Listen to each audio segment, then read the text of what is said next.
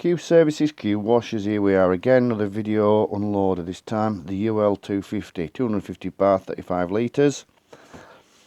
What we've got the option of on this side is intake, the actual inlet. You can go from the pump or the inlet that side. Obviously if you're using one, then you blank the other one off. High pressure outlet side on this side. You then got the two ports which are bypass and bypass. Obviously dump back to tank, or whichever, dump back to the head itself, around the head in this side here. So like I say, this is panel mount, so what you'd simply do is unscrew the unloader completely off, and this can be panel mounted. It doesn't have to be panel mounted, but like I say, there's that option there, as you can see, that bolts down in place. And like I say, this is the ul250. You can then, if you wanted to, you've got an 1/8 port at this side, and these are both quarter.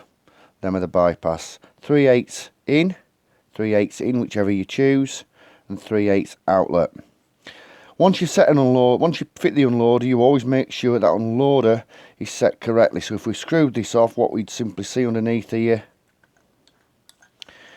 is the actual nut underneath, right at the back, in the back end of it.